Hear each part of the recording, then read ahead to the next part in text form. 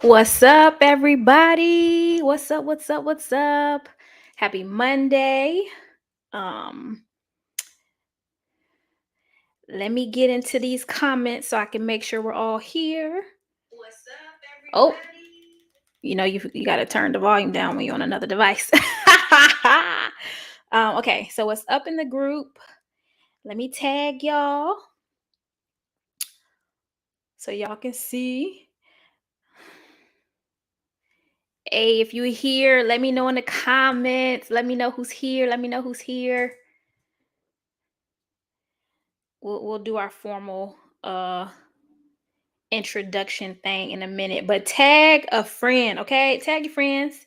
Tell them to get here. Oh, my friend Aviana. Hey, girl. Hey. Tag your friends. Tell them to get here to tune in the session. I'm gonna try this everyone tag. It don't be working like it's supposed to be working, but it's cool. It's on the calendar. All right. Let me grab my notes. I am doing phenomenal, Alviana. I got to tell you that an unpaid actor in today's live is Hicks Edge Control, okay? Because I'm slicked back. Okay. Do you see the slickness? um, which, you know, we got to be presentable when we come on. We're talking about the monies. But hey Milton, thanks for tuning in. I'm excited for today's conversation because I get a chance to teach, and y'all know I love teaching. So for those of you who do not know me, my name is Tremaine Wills from Mind Over Money. I am a financial planner and investment advisor. I help individuals create financial plans so that they can retire early, and I help corporations provide financial planning as an employee benefit. So if either of those are lanes that benefit you, slide in my DMs. Today, we are going to be talking about your emergency fund and business cash reserves. So, this is always a great conversation because it's always something that you are going to need no matter where you are in your finance journey. And so, we're going to dive into this.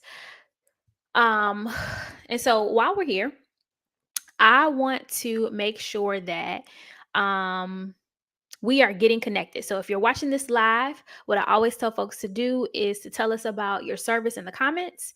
Let us know who you are, take up space, so that way you can have an opportunity to connect and collaborate. Because you never know who is in the room. That could be your next partner, could be your next client, could be somebody that you need to connect with for a service. So take up space, practice your pitch, right? All of this is a safe space.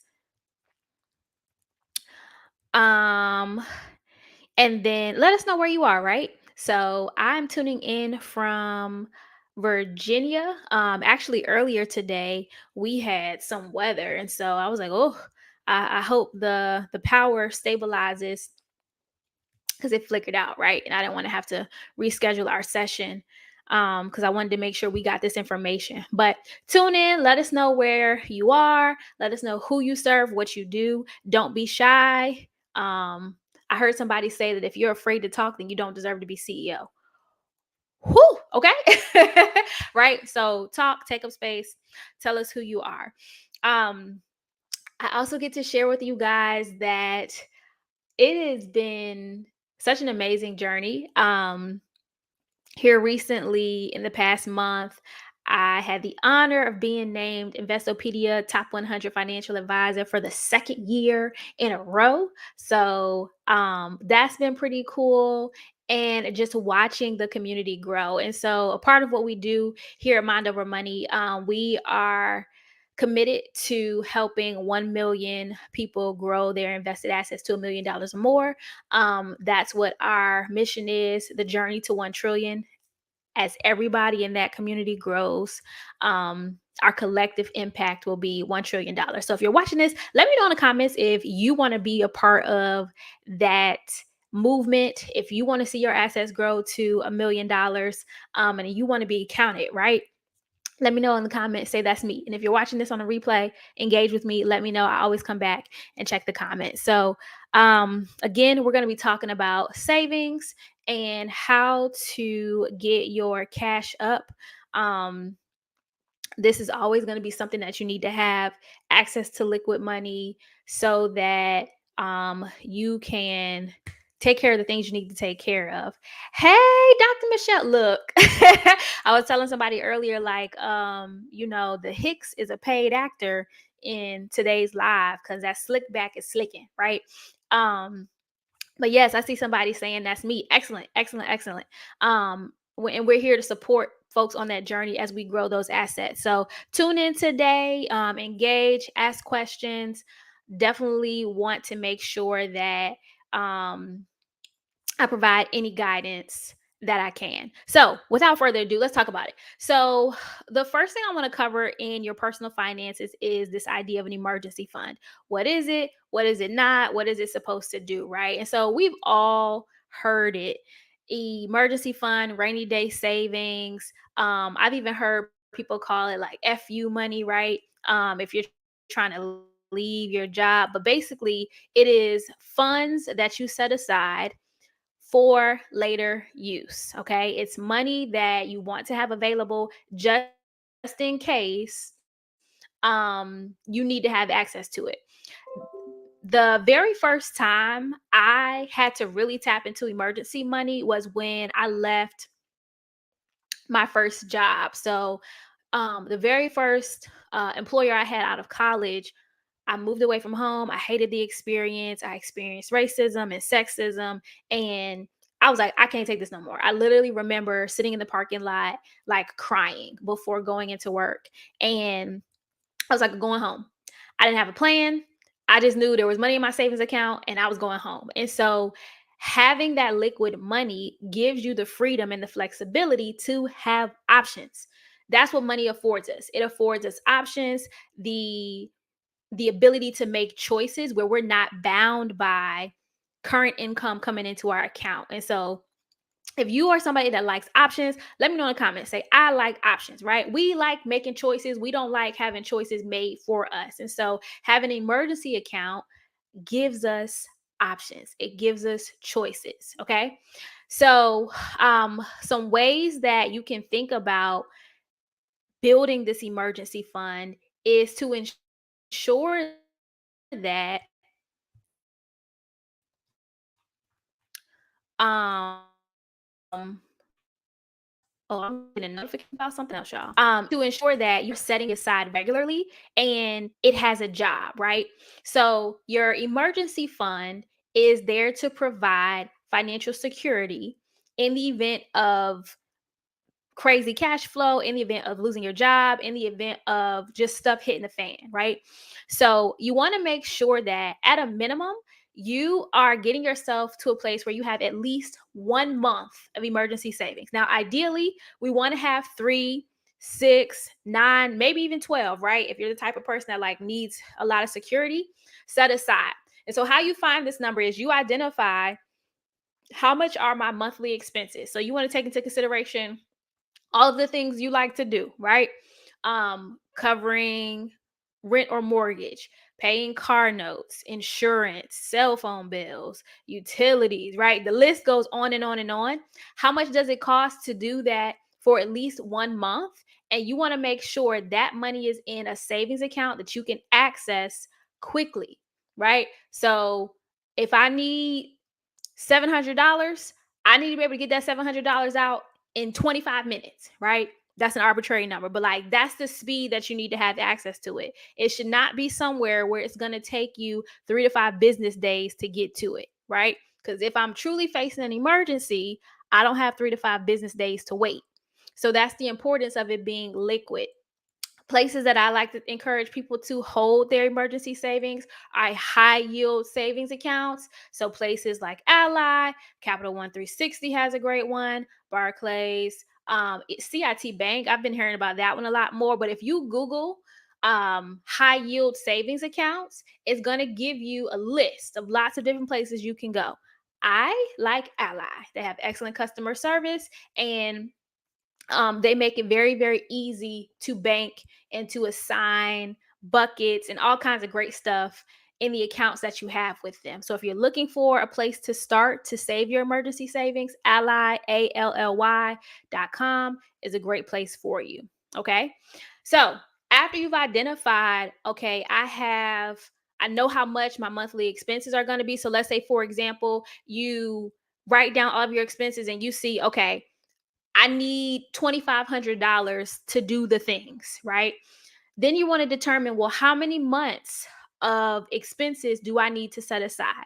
If you have no emergency savings and you're just getting started, focus on getting to 1 month of emergency savings set aside, right? Because it can feel daunting to try to do 3 months or 6 months, especially if your lifestyle is a bit more expensive, right? Because then you start to see, oh, I need to save 15, 20, $30,000. And if you've never been able to save that amount of money before, it can feel overwhelming. So start with, okay, how much do I need to set aside to just cover 1 month of emergency savings? And make that your first goal. Then you can start to grow and add more to it as you get into the habit, as you get into the rhythm. All right. Okay. So if that's clear, let me know in the comments. Say, yes, this is clear. I got it.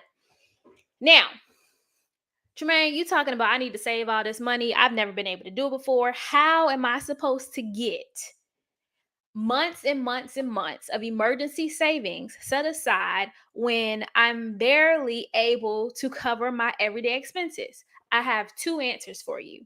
One, you need to make more money. Okay. So you have to be intentional about making more income so that there is a gap between how much money comes in and how much money you are spending.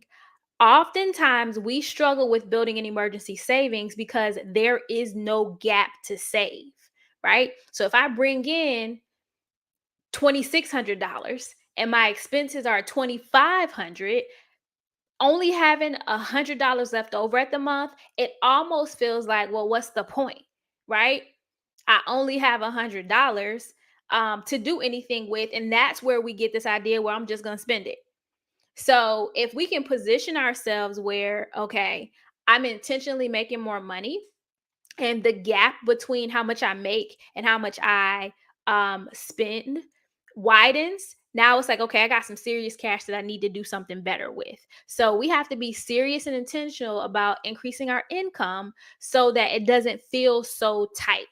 All right. So that's the first part, increase your income. The second part is you need to be realistic about how quickly you're going to be able to reach your goal. So back to this same example, right? If I only have $100 left over every month, there's no way I'm going to be able to save $5,000 in 12 months. The math does not math, right? So I need to be very, very honest about what can I do at the income level and the expense level that I have so that I'm not sabotaging my ability to reach my goals, right? It is disheartening to chase after a goal that you really know you can't reach. So when you're putting this goal together and you realize, okay, there's only $100 available, right? At best case scenario, I might be able to save $1,200 at the end of the year. And that's best case scenario, right? So you want to be realistic about what's available and how you can reach the goal so that you set yourself up for success. And it might take you a couple of years to reach this goal if you are not intentional with the first part, which is increasing your income. Okay. So many of us, we think about savings, we think about debt payoff, we think about, cutting expenses, but we are not intentionally going to make more money. And this is where a lot of us are missing the boat, right? I need to make sure that every single year, I'm not just accepting the cost of living raise. I need to outpace inflation. I need to make sure that lifestyle creep is also not eating up all my money. So we have to be very, very intentional that the money that we are bringing in allows us to increase the gap between how much we're spending so that we can save, so that we can invest, so that we can do all of the things, right? Um, And this will allow us to reach our goals much easier. Okay. So, what I'd like to see in the comments, let me know what percentage increase on your income you're going to go for in the next 12 months, right? So, what I'm asking you is, if you have a goal to save or invest, which all of us should, right? How much more money are you looking to make in the next 12 months? Do you want to increase by 5%? Do you want to increase by 10%? Maybe you want to increase your income by 30%. Or maybe you being crazy like me and you're trying to double your income, right? 100% increase. But let me know what that is in the comments. How much are you trying to increase your income so that you can be more intentional with saving and possibly investing depending on how much you have in your savings. All right. So we focused heavily on personal savings. Oh, I see Michelle says 20% would be great. That's a good number, right? Because that'll allow you to outpace inflation and it'll allow you to increase how much you save or invest. So that's why we want to do this exercise, because we want to make sure that whatever number we choose puts us where um we're able to maintain at least our quality of living, right? But then also reach our financial goals. So 20% is a great goal to shoot after. Okay, so let's pivot a little bit to talk about how to save for cash reserves in our business. So I know everybody in here is not a business owner, but I want to take a moment to talk about this, right? Bootstrapping in your business is difficult, right? As somebody who is a business owner, incredibly challenging to think about how to do that while also building the cash reserves in your business, right? So, one of the ways that you can make sure you have adequate cash reserves is to borrow money.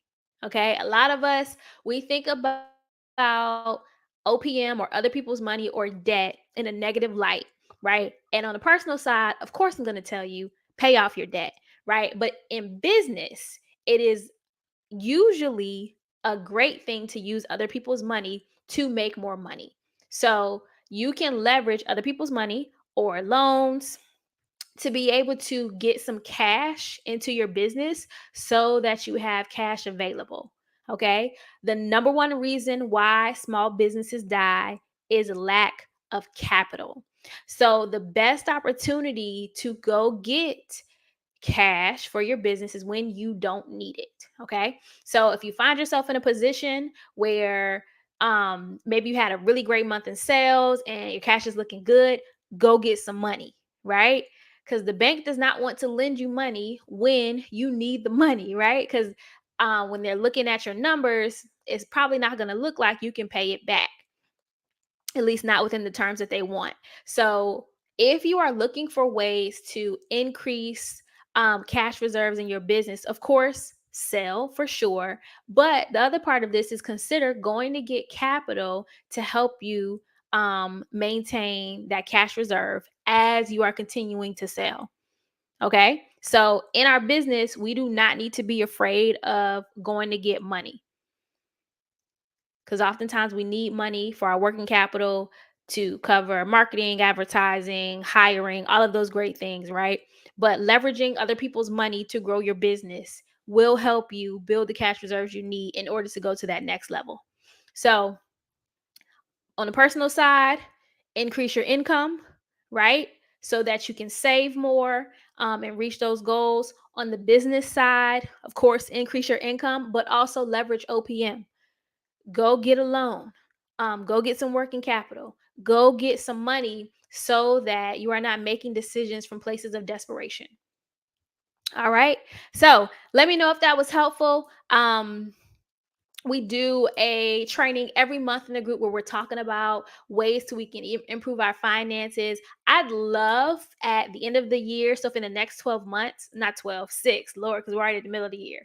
If in the next 6 months we can revisit this and all of us can share how much our savings has increased since the middle of the year, right? So it's completely personal, right? Nobody's telling that everybody needs to save $10,000, right? Because maybe your budget doesn't allow that.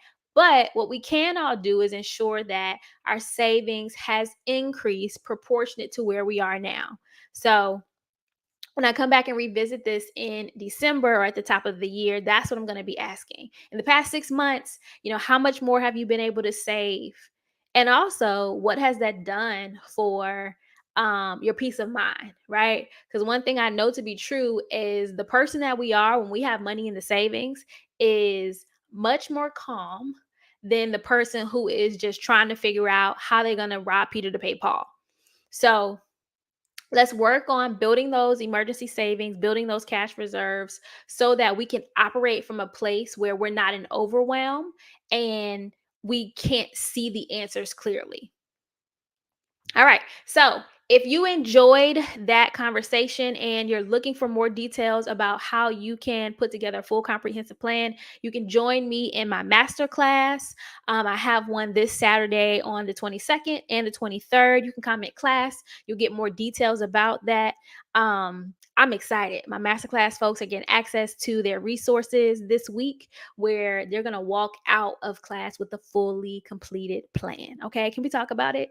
Having that plan is going to make sure that they are on track for what needs to happen so that they can go after their millions and that they can retire the way that they want to. So I'm super excited for the classes this weekend because I already know what it's going to be like for those folks as they go through that transformation. I've done over 70 plans now, and it's so exciting to watch like folks' shoulders drop as the weight is lifted, knowing what's next. So if you're looking for a comprehensive financial plan and you've been looking for a way to get it for less than $300, the way to do it is to join the masterclass, right? So, comment class, you'll get more information about that. And I'll open it up for any questions. So, as we are wrapping up tonight, we've been talking about saving, setting aside money for our cash reserves, making sure we have enough liquid money in our personal savings accounts, um, and a couple of strategies to get it done, right? If you have any questions, feel free to drop those in the comments.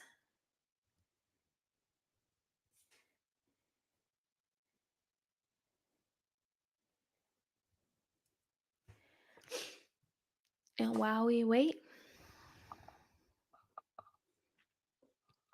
yep. So coming up here on Wednesday, we have Shaquana Harkness. She's going to be coming back to talk about how to reset your mindset for um, the middle of the year, right? Because at the beginning of the year, all of us have these lofty financial goals and we're like amped up, right? But what do you do when that energy fizzles out and life starts to life? How do you reset so that you can start going after those goals again? And so Wednesday, she's going to be doing a training on what that looks like here for us in our private community. And so if you're somebody who set goals at the top of the year and you're like, I need support, right? Make sure you tune in with us live so that you can talk about what that looks like so that you can reset. All right. Well, I don't see any questions. It has been amazing talking to you guys today. I will tune back in on Wednesday where we'll dive into our mid-year reset. And I will see you then. It's been great. This has been the Journey to 1 Trillion with Tremaine Wills. Looking forward to seeing where we grow as a collective as we go on our journey to helping 1 million people grow their invested assets to $1 million or more over the next 20 years. Have a great night.